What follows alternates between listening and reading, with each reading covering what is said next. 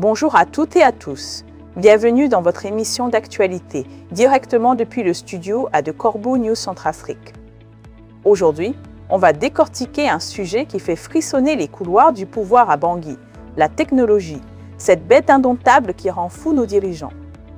Pour m'aider à comprendre cette panique numérique, je suis comme toujours avec notre expert des rouages politiques, Anselme Bata.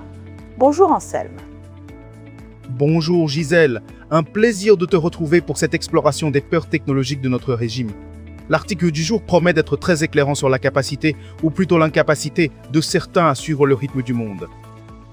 Exactement Anselme, un article cinglant signé par notre directeur de publication, Alain Zilo.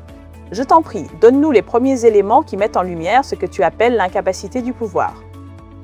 Aline, Ella, Gisèle, l'article débute sur un constat sans appel. Le Haut Conseil de la communication de Centrafrique montre sa complète incapacité technique face à l'arrivée de l'intelligence artificielle, cherchant à dissimuler la faiblesse d'un pouvoir qui n'est plus à la page.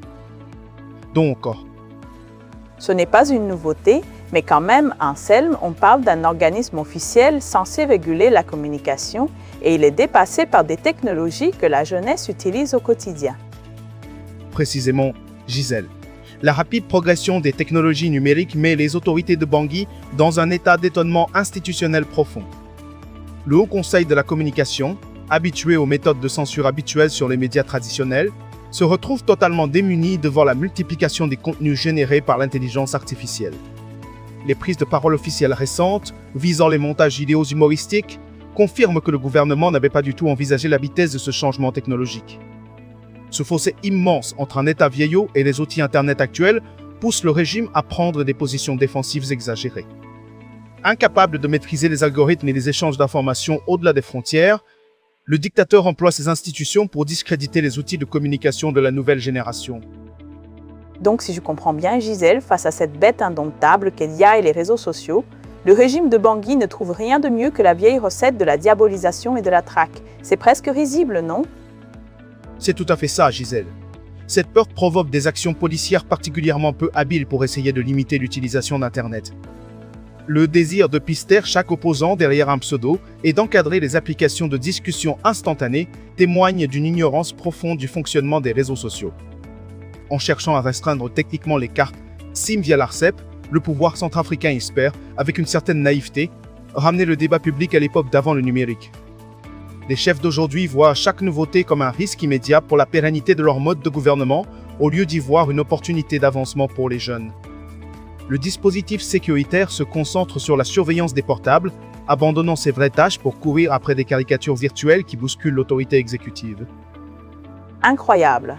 On dirait qu'ils ont peur de leur propre ombre, ou plutôt de leur reflet numérique. Et cette idée de sacraliser l'empereur Faustin Archange toadera pour éviter la critique. Anselme, c'est une pirouette digne d'un autre temps, non ? On est au XXe siècle. Oui, Gisèle, c'est une tentative désespérée de contrôler la pensée. Cette difficulté à s'adapter à la liberté numérique pousse les chefs du SA à créer des idées théocratiques pour réclamer le mutisme de la population.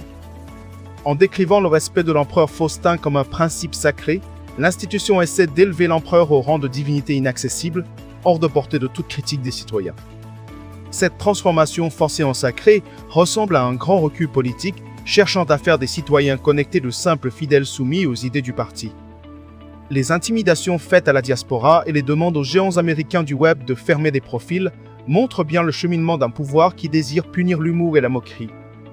Le régime de Bangui rejette les règles de l'espace public mondial, choisissant de militariser le cyberespace national pour défendre un culte de la personnalité dépassée. Donc, ils ne comprennent pas le monde, mais ils veulent le dicter, quitte à ressortir des concepts d'un autre âge. Et que dire de l'arsenal judiciaire, Anselme ? Est-ce que la répression aveugle est vraiment la seule réponse qu'ils trouvent ? Malheureusement, Gisèle, c'est ce que l'article met en évidence. Les outils juridiques mis en avant par les procureurs et la police technique confirment cette option de la répression sans discernement comme seule réplique à l'avancée technique. La loi sur la cybercriminalité devient l'outil central pour rendre illégale la pensée critique et empêcher l'utilisation inventive des nouvelles technologies. Les structures républicaines s'enlisent dans des démarches d'identification irréalisables, prouvant l'inefficacité de l'administration face à la dispersion d'Internet. La jeunesse centrafricaine est donc invitée à renoncer à l'exercice de ses droits essentiels en ligne pour sauvegarder la quiétude d'un sommet de l'État terrifié par la pensée critique. Terrifié par la pensée critique, le constat est dur, Anselme, et ces avertissements officiels à répétition, ça crée quoi concrètement pour les Centrafricains? Gisèle, la répétition des mises en garde officielles crée un environnement de surveillance partout où le simple fait de regarder une vidéo humoristique devient douteux. Les réseaux de téléphonie locaux se changent en instruments d'espionnage d'État, portant atteinte à la vie privée des utilisateurs. Les dirigeants choisissent de freiner l'économie numérique qui débute, plutôt que d'accepter la libre circulation des idées et la contestation politique normale. Cette poursuite incessante des créateurs de contenu numérique révèle clairement la panique d'un système politique épuisé. Un système politique épuisé, voilà le mot juste, Anselme. Merci beaucoup pour cette analyse limpide comme toujours. Cet article fort instructif, des réseaux sociaux à l'intelligence artificielle, comment la vitesse de la technologie panique le régime obsolète de Bangui, a été rédigé par Alain Zilo, directeur de publication de Corbeau News Centrafrique. Merci à toi Gisèle et à notre auditoire. N'oubliez pas, Corbeau News Centrafrique est toujours là pour vous informer et vous pouvez nous joindre via WhatsApp ou téléphone au Buvet 36 75 5 17 06. À très vite.